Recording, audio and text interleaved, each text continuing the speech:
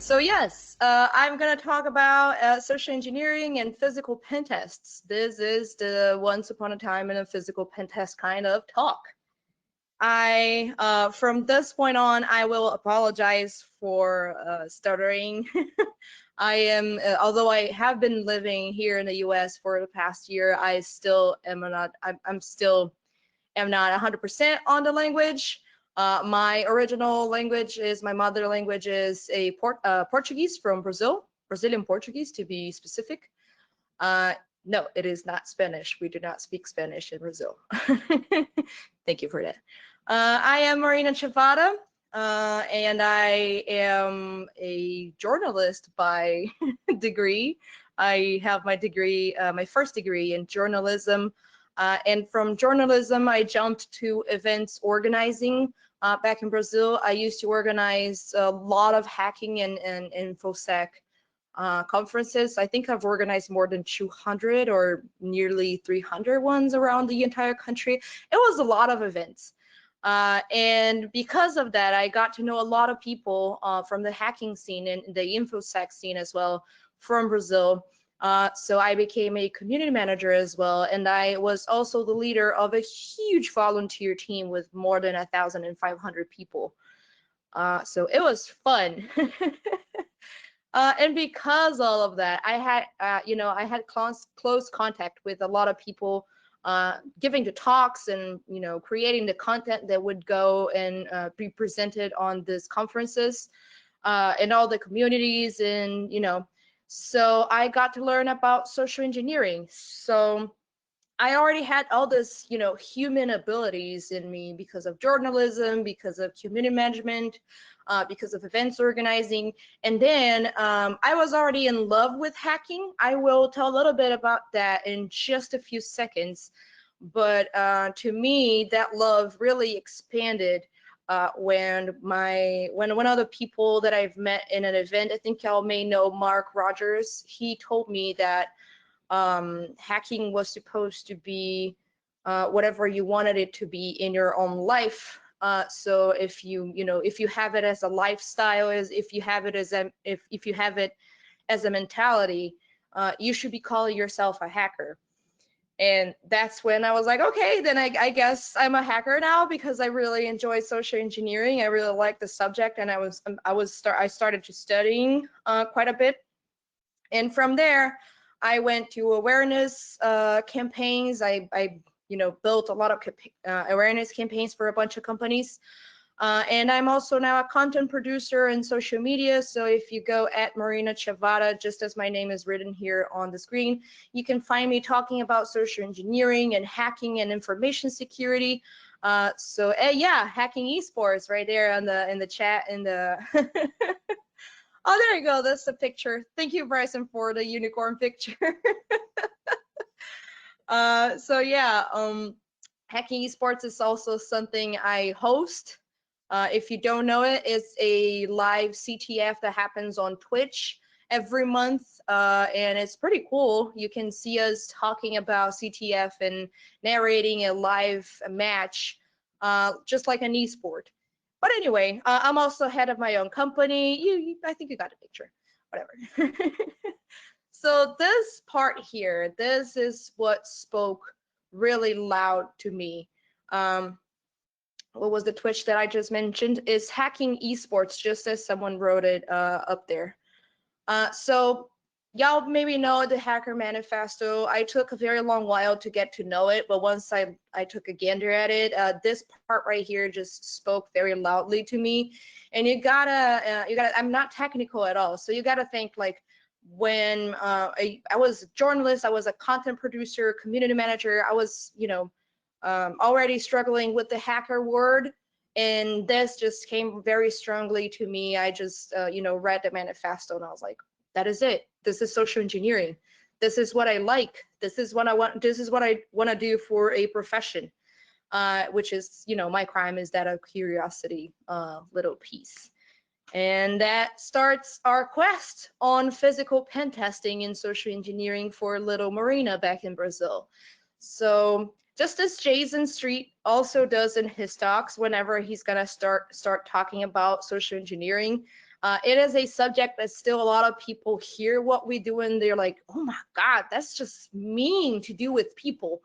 So please, whenever you feel like, oh my God, Marina is such a bad person, please remember the cute little Brazilian animals, the cute little Brazilian, puppers. And remember that I'm doing all the stuff that I'm going to describe today, for a report, for a final report, so people can actually learn to be safer and to be more secure in what they do and how they live their lives. I talked about being a content producer. I also teach the final users around the world, like your family or your friends. I teach those people about security as well, about their own security. Yes, I have that kind of patience. So just remember that whenever, I'm gonna say something that's gonna be kind of problematic. um, Marina, you're gonna tell the story about exploiting the poor guard with your heavy books. Yeah, maybe, probably, yes. So yes, social engineer. If you don't know what a social engineer is, we also call social engineer a human hacker. We go for the human error. So we are there to take advantage of people making mistakes or inducing them to make mistakes, so we can take advantage of that. So as a lot of people talk about, the human error, as we lay around and expect someone to make a mistake, but a lot of us actually are the source of that mistake as well. So you can call it like a manipulation techniques. I don't kind of like that description, but I guess it is what it is. This is easy for people to understand. So we go to, psychology and sociology and behavior analysis to explore the human responses, to explore the commands that people will respond to. Therefore, we study the human behavior to better approach people so we can have access to stuff we shouldn't. And that's what I do. I started doing physical pen tests a few years ago, like 4 or 5 years ago. I don't remember. I don't remember anymore. But it was out of nowhere. A friend of mine that was, building this social engineering awareness platform got this really big client, and the client wanted a physical pen test. And this poor friend of mine, he was also very overworked and not at all a people's person. There was a reason why he was working with a computer. So he asked for help, and knowing that I was really good with people because of all the events and community management, I went there with my first with the client, and I helped him in a physical assessment, in a physical pen test, and it was just a blast. The client was very happy at the end. I was very happy at the end. The company was very happy at the end. Everyone was like super excited because I did a bunch of crazy stuff. It was my first assignment. I had never done or read about or studied or even know it existed, physical pen testing. So I did a bunch of stuff that you're not supposed to do when you're, doing it day to day. Not because it was against, ethics. It was nothing unethical, but because it was dangerous for myself. And nowadays I don't do a bunch of that stuff that I should not have done. So I got a few techniques here that I usually use a lot in the physical pen test that I used to do back in Brazil. I'm not doing it since the pandemic, of course, but I used to do a lot of tailgating, tailgating. You cannot believe the places you can get with just tailgating. I mean, I know it's very obvious. I know we've been talking about this for ages now, but just to illustrate here, I got one of my most like paranoid clients. They gave me a lot of warnings. Like it was one of my I think it was my second or third client. I can't even remember, but it was way in the beginning. And they were very, very, high alert. Like, we're gonna have the president of the company. It's gonna be in the He's gonna be in the building, and he has a lot of personal guards with him, and we cannot control what that guards are gonna do. So you gotta be very careful. And we got a bunch of stuff in place, like cameras all around the building, and access and whatever, and access points, controls and whatever. And the client just gave me like all of this scary talk, and I was like, damn, I don't know where I'm going. I don't know where I'm getting into. I'm kind of scared for myself, but I went anyway. And this was a client that took me 10 minutes to sit on the president's chair. And it was 100% tailgating, y'all. From the street to all the way to the building. It was 100% tailgating. I came from the street as a complete stranger. I did not have a clone badge. The client didn't pay me to do any recon. So I had, I barely even looked at the maps and all. I just did Google Maps. It was very, very like unprepared. The client didn't give me any like time. It was kind of a blind test almost. It wasn't a blind test because 100% a blind test because I already knew someone from the building, but it was almost there. And I went from the street inside the parking lot, and there was, this big gate that people would badge in, and I just waited for someone to badge in, and I, tailgated the gate. And once I was inside the parking lot, I did had a fake badge. I just went on, Google and typed the name of the company plus badge, and I found a provider. Actually, this company did not have a lot of people, posting badges on social media, but the provider, the person who, the company that did the badges for them, they posted it. And that's how I got the fake badge. So I, printed a fake badge, and from the street to the parking lot, and on the parking lot, it had it was a big building. I had already seen on Google Maps that they had this service entry on entrance on the side of the on the side of the building. There you go. I don't know if I can curse. I'm sorry. I learned English with sitcoms and shows, so cursing happens. And on the side of the building, and the service entrance, the service entrance was also, badge in kind of situation. So I just waited again for someone to badge in, and I went, to the service entrance. The service entrance had no extra control, access control. So I was able to just climb the stairs, walk up through the stairs, the fire escape stairs. It was not a fire escape because it was inside the building. Back in Brazil, the fire escapes, the fire stairs, they're usually inside the building and not outside. I know, not very smart. But yes, I went up through the stairs, the service stairs, and once I was in the top floor, which, I judged it was the president floor, I just waited for someone to badge out from the floor. It took like 2 minutes of me just pretending I was looking at something at my phone.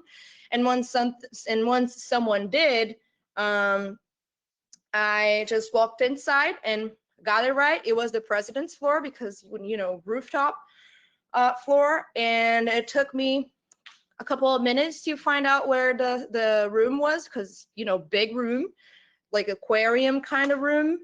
And it was empty, pretty much almost no one in the floor. I just walked in the room, and I was like, okay, I guess I'm gonna sit in the director's chair. And I did all his stuff on the table. I took a few pictures and all, and sent the videos to the security team that had hired me. And the security team was like, what, it's been like 15 minutes since you started. And I'm like, well, yeah, I'm already sitting in the president's chair. They were like, oh my, what have you done to go there? I'm like, I tailgated like 3 doors. and I'm here. And that was it. So yeah, tailgating, very bad, very very bad. Still works wonders. Services, entries, or stairs, as I said, just gave you this example. Most of them have absolutely no cameras, no one watching. In Brazil, also very few of them have any access control, like badges or biometry or anything. Very few of them have that. So if you get to the surface entries or stairs, you're in. And you may be sitting on the president's chair in just a couple of minutes. So fake reception email, this one is also one that it sounds pretty obvious, but it works wonders as well. What I do is I walk up to the reception, and usually the reception they just give you the email of the reception. If they don't, you may find it in the website of the company. And if you don't, some of the receptions have the email printed in like on a on the wall or something. And if none of those cases are true, you can just insist for 1 or 2 minutes with a sob story to the receptionist, and you may have the reception email. Oh my God, I'm here for a meeting and I'm late. And did you see any email, letting me go inside? Did the person sent you the email letting me go inside? And the receptionist will look at their computer and say like, no. And you go, oh my God, I can't believe this. It's already like the third time it happens, and you step away. And in 5 minutes, you can put up a fake Gmail account, just a new email account, a Gmail account, for example. Gmail is, a trustworthy provider, so people look at Gmail and they're like, oh, okay, I know this one. So you can just set an email up real quick. You can go to Google and type company logo.png, so you can have the transparent version to put on your email signature. You can spend 1-2 minutes on the social media, like Instagram, for example, and check for the check-ins on the company's address, and have a random person's picture. Just make sure it's not, the CEO or a very well-known person. Usually it's very easy to find people do a lot of check-ins in their own companies, just so you can have a face on your fake email, and there you go. You're good to go. You send a false email for the reception, like, oh yeah, this person will get there at this point in time, and please let them come in. I'm waiting for them. This is very important, or whatever. You send this false email to the reception, and in you go. And there it is. People from the reception are not usually trained to check the what is after the at on the email, so they almost never check if it's actually a legit email from the inside of the company. And there you go, you're in. This has happened for more than I can count. Actually, I can't count how many times I've used this technique to get inside, and it worked. So yeah. A fake badge, we all know this trick, right?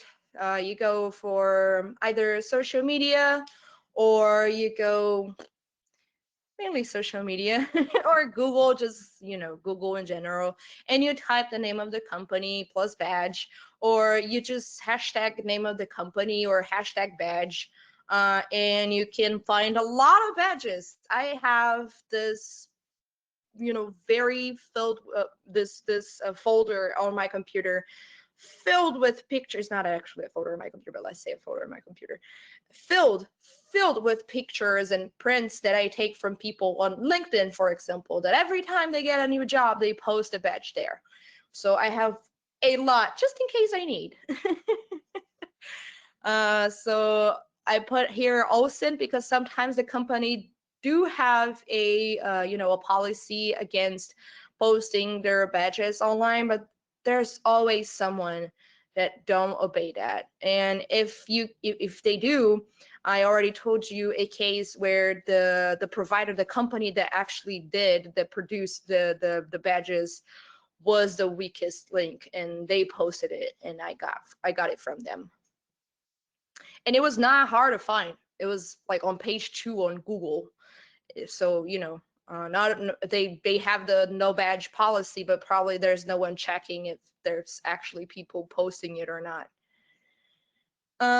And from social engineering, you can usually what you can do for the fake email example that I gave you, creating a conflict or creating a problem, and almost immediately solving that problem for the person. So, oh, I know, I'm gonna have to do this thing, but you're gonna have to do this huge thing for me, but don't worry, I have this other thing for you that it will make it easier. So yes, usually the fake email is a good one. Like you get very agitated with the reception. They, people feel what you feel most of the times. There is always a very good level of empathy going on with human to human. No matter how empathetic you are, there's always some basic level, unless you're, a psychopath or a sociopath, but usually it works pretty fine. If you rattle them, if you get them hyped, they will feel like, oh my God, I didn't have this task before, or oh my God, I didn't have this problem before. But if you take a deep breath and talk to the person, look at the person, you know what? Don't worry, I'm not gonna burden you with this. I'm gonna work a miracle. I got this. I got you. Don't worry. Just, give me the access to the Wi-Fi, and in like 10 minutes, 15 minutes, maybe 20 tops, I can solve that. And you won't have to worry with that. There you go. You have the password that you needed, or you had the access that you needed. That was a real example. You should also improv. I know a lot of people say don't improv, do your homework. Yes, do your homework. Don't you ever go to an assignment, don't you ever go to a mission without your homework well done. Your research, all of your recon if you can, but ultimately stuff that you don't predict will happen, especially in Brazil, that is a poor country and nothing works the way you should.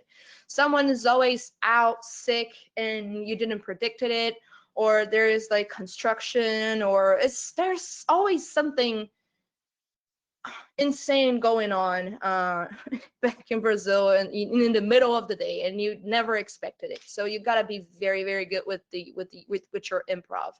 A very good example here is I was in this client.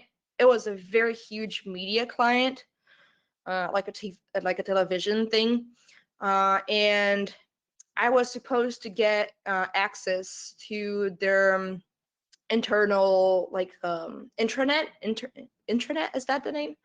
Like the internal system that people use to communicate and put up tasks and all of that. And I was supposed to get access to that. I was like, oh my God, how am I gonna get access to that? And so I went for the help desk department on lunchtime. Lunchtime is usually when everyone leaves, the intern behind, or someone that is in debt with the world. So the person stayed behind on lunchtime, or is someone like overworking, they gotta rush through a deadline. So it's usually not someone that's prepared to deal with anything extra during lunchtime, and that's when you want to attack. And I found that person. I found this dude that was left behind on the desk, on the help desk department.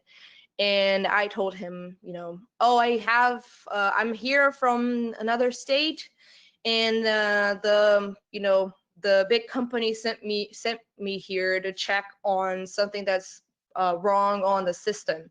It's been it's an alert that has been beeping us for a few weeks already, and we finally got to, you know, bring someone here, which is me, and I'm here to check it.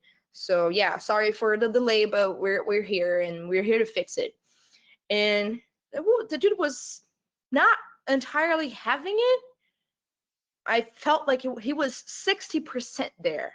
I was like, oh my God. And I have to be quick because I had already 2 missions that I had to do on lunchtime as well. So I didn't have much time with that dude. I needed him to just buy whatever I said.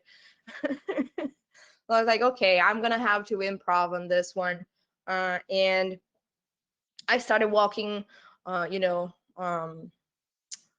walking in circles, very worried. And I'm like, do you know where the nearest airport is? Because I've just now noticed that my airplane's gonna fly 3 hours from now, and I have to, you know, get this thing ready and go to the other department and get another thing ready, and I'm just not sure if I can make it. And I gave a very small window of time on purpose because I knew the airport was really far. I would never make there in 3 hours. So the help desk dude, who was like, oh my God, no, you're in trouble.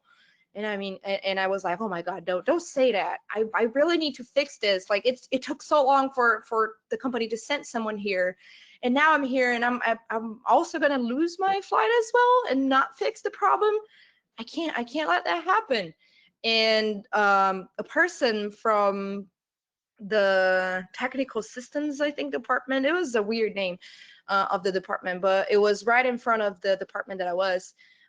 He heard what I said, all the sob story, and he came to participate in the conversation as well with the help desk dude. And he was like, "Oh, don't worry, I can log in for you." And he logged in on my machine, and he was the sysadmin of the internal system. So what I did is, while they were discussing the best routes for me to to catch my flight, I unplugged my computer from the batteries. I unplugged the batteries, and I had my computer purposely on a very slow, it was not slow, a very little battery. Damn it. My battery was very low on purpose. Charge. Thank you so much. Very low charge on purpose, because I had already tried this before and it almost worked. So I was gonna try to do this again, and it worked. And the sysadmin logged in, and I was like, okay, unplug. Wait for a few minutes, and down it went. And I was like, oh my God, oh no, I'm gonna run to the other department, but I'll be right back to try to solve this. I'm so sorry, but thank you so much for coming here in my aid. And I just grabbed my computer and ran. And the the session was saved on my computer, so I could do whatever I wanted in the internal systems. So yeah, improv. You gotta be able to to find your own jewels and just roll with it. A bunch of things is just simply asking. A lot of people think of this like huge plans and all of that, and most of the times you just ask.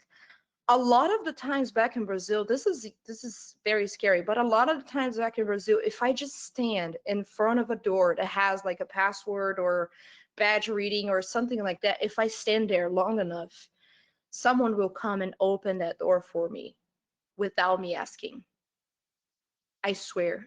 This is not a lie.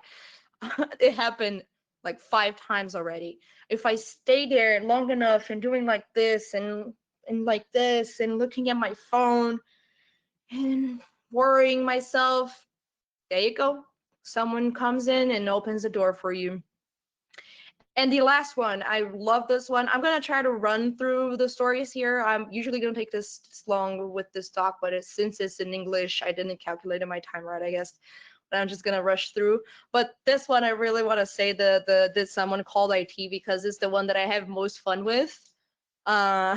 Which is you just knock on someone's door and ask if someone called IT, and everyone in the entire planet at any given time has called IT for some, weird reason, for some very dumb reason. So if you knock on their door, and you can even ask, like, is the internet kind of slow here today? It's like it's gonna rain computers on you, especially in Brazil. I had this mission once that I had to break into the monitoring room where all, the video camera, the feed from the security cameras were. And it was a very hard room to find. It took me quite a while to find where the room was, but I did, and it was this giant, like, iron door, very solid door with the pad, with cameras on both sides, with, a vacuum chamber in the middle. It was a hard place to get in. So what I did was, like, I don't see any very, very smart way to get into here, and except, like, knocking on the door and, hey, did someone call IT? And I did, and it worked. I got in the security monitoring room, and the people that were, it was a security guard and two ladies. I don't think the two ladies were supposed to be there, but they were there. And I would just started, like, plugging my USB drive, like, everywhere, and just looking this. I'm not technical, just so you know. I'm, like, zero technical, so I have actually no idea what I'm doing when I'm plugging stuff into places. I have people to help me with that. But I do have my Bash Bunny and all of that, but far from that, I'm not a systems hacker. But I was plugging my Bash Bunny everywhere, and people were not paying any attention. They were talking to each other, and from time to time I would look at a computer, unplug the mouse, plug the mouse back again, unplug the keyboard, plug the keyboard back again, doing this face like, this is so weird. Yeah, I probably have to step out to make a call to my manager. Just give me, like, 5 minutes. I'll be right back. And there I go. And then I go away with all the stuff that I that I had in my USB drive, and that is it. I love this one. Did someone called IT? Or you ask if the AC is too the AC is too cold or something, like, or if the printer is jammed, or whatever you want. Actually, just have your fun with it. So yes, stealing. I steal a lot of stuff from meeting rooms that are unlocked, are easy to find, or they have the whole schedule on the door. I love that because that means I know when the meeting room is free, is unused, so I can walk inside a meeting room and I have an entire meeting room for myself, and that gives me a lot of credibility. I use that to steal information from departments because I pretend I'm someone from, another company, or another unit of the company, another campus or whatever, and I'm there, to collect feedback on a new tool or something. And people love to give you feedback. They will give you a lot of information if you just sit there with them for 5 minutes and tell them unique feedback. I walk around a lot of common areas. There's the craziest things happening in common areas. Once I caught this entire launching meeting. It was a new product, a very high profile product, and all of the codes were on screen on the common area. I swear. And I did not hide to record anything. I literally seated on a beanbag, putting my feet up, and had my phone here on my face while they were doing the meeting. Yes. Document cabinets. Back in Brazil, it's very common for you to see the document cabinets with the key on the hole. You just leave there with the key on the hole. Doesn't secure anything. Or the keys are, like, right on the wall, just hanging on the wall, and you can see the keys. Yeah. Unlocked rooms. Just, jamming the door. Dual core has very good laughs with me because I do that to pretty much all doors I can see, especially my family's doors. Every time I go to someone that I know, try, I just try the knobs to make sure which rooms I can get into. Unlock devices, this is as old as time. You can do a lot of fun stuff with unlocked devices, especially turning the screen upside down. um, I do steal a lot of uniforms and accessories to, keep on building my pretexting once I'm inside. I have once stolen like 6 uniforms from just one assignment. I finished the day with like the maintenance, the cleaning crew, the the medical, all of the uniforms. I just kept like, uh, pulling them out of my backpack. Um, fishing and smishing, yes, you can and you should try to always combine those to your assignment, even if you are on field. This is really helpful if you need someone to open a door for you, or if you need to someone give you access to somewhere and you need a password to a lab or something. You combine those, you get to know that person's number. It's not that hard if you know where they sit. They usually have cards, or their information is lying around, so you can combine attacks while you are on the field or even before. About USB, so as you see on the example that I gave earlier, bat USBs are really fun to have with you. I don't know if I'm over my time or not. Please, here in the chat, if y'all can just let me know. I'm just gonna keep talking. And there you go. For manipulation techniques, I don't like that word, but I'm gonna call it like that. Or for human behavior, assertiveness. I don't know how to say this in English, but for human behavior molding, whatever, you can call it manipulation. Finding or causing human error. So yes, you have to have a very good report building technique. You can either, make the person feel very close to you super quick, or make the person feel safe if you're around, make the person feel happy, tell them a joke or be nice or just be very kind and gentle. It's something that most people are not used to. Their day is going bad, they're stressed, they have stuff to do. So if you're nice, people will help you way faster. There's a lot of people that ask me in my talks and like in social media in general, if I'm like pointing a gun to people, or if I'm threatening them, oh, you should like you're good at OSINT, so you're gonna get to know like all their dirt, and they're gonna do everything you want. Like, don't please don't do that. That's a very bad way to build rapport. That's no rapport at all. You don't want to do that, because the negative effect lasts way longer and brings you way more risk than the gentler and kinder and nicer and happiest approach. Because people like to be happy, and just in life you can see this. You remember all the bad stuff, right? You remember them way easier. You criticize yourself harshly.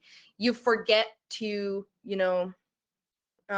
celebrate the little things in your life, the little conquests, the little victories, and they fall forgotten if something goes wrong on your day, because it's frustrating, because it's infuriating, and something can pretty much ruin your entire good day if they're bad enough, which is not much for the regular person.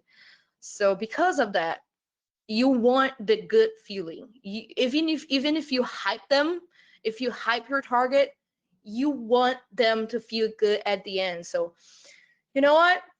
I got you. I'm gonna solve this, and you're gonna help me. You're gonna make this thing work. We're gonna make this thing work. And there you go. You built a very good report. And divide and conquer lunchtime and after hours. I kind of talked about this before. You want people that are, by themselves or almost by themselves. You don't want a bunch of people. A lot of people can raise a lot of flags. You want as less people as possible. You want to go, and therefore you want to find them at lunchtime or after hours. I do a lot of crazy stuff during after hours. I steal all the kinds of things you can imagine. I have stolen medical exams and blueprints from the director's department, from from after hours, and it's pretty much anything you can touch inside of the company without raising any alarms. So you gotta build credibility. Credibility is super important. It is what will give you most of the accesses. So either if you're a support, if you're a trainee, I do that a lot because I'm a white girl, a white little girl. So people tend to not give me enough credit. I usually can't barge in giving orders, because that would make me a B. People don't like bossy women, and they usually just don't take me seriously. And because of that, I take advantage of support or trainee or junior or someone that needs help or someone that indeed in a supporting role. I'm there to help them and not to boss them around. But it all depends on your profile, of course, on how tall you are, your skin color, your voice tone, everything. I have this this voice tone in English, but my voice changes completely. You have to be able to do that with your tone, with your rhythm. You got to be able to build your character. You do your pretexting pretty good. So usually when I'm talking to people, I'm like super cute, and that kind of makes them feel more connected to me, because they like someone that is cute and it's smiling and all. I also speak the same language. I try to learn as many lingo as I can from the company. So how they call the reports, how they call the team works. Oh, I'm sorry, I'm past my time.